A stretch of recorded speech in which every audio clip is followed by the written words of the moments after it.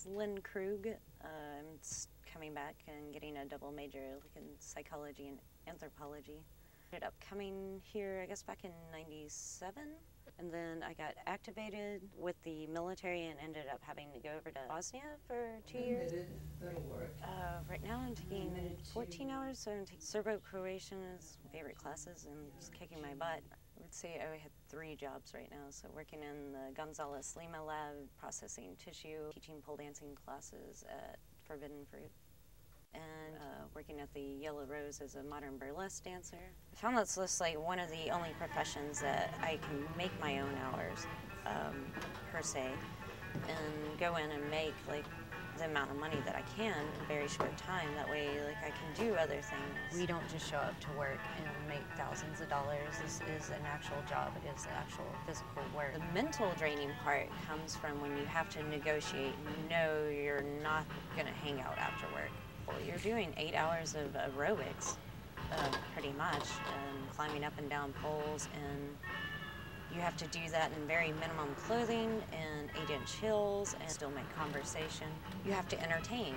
You have to go there and at least be able to have some type of conversation. And it's usually about sports, the weather, very basic, nothing in depth. They're trying to find any which way to still continue to hang out with you, but in reality, I probably wouldn't get along with these people outside of work whatsoever. They wouldn't be interested in the same types of things, like vocalization of rats. Like, I could talk about that all night long. I do not really care about half of the conversation that we have in the rows. I'm very open about what I do. I've told my Serbo-Croatian professor, all of the people writing recommendations for me know it hasn't been a problem. Like, and I'm really glad when people act very professional and they don't want to come in and see that. And I found that in my lab setting, like, they're just like, oh, that's nice, but you can do chemistry as well. Good. You know, and they're more interested in those type of skills. So they treat me more as a human. Relationships are very hard. People tend to not want to, and this is very derogatory, people don't want to date a stripper, they want to fuck a stripper kind of thing. Like, you know, nobody wants that you know, the bragging rights, I guess.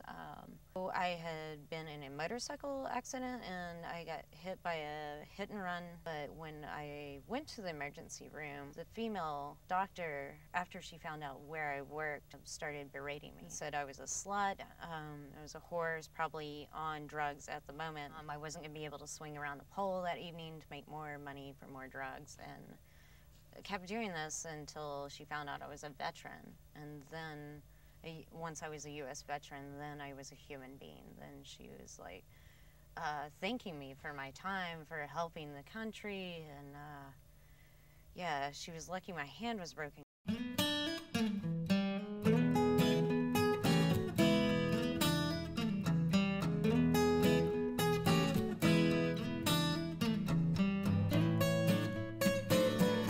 It's things like that I would like to just share with the public, that I'm not any of those things, and I'm a regular person. I'm just trying to make money just like anybody else, I suppose.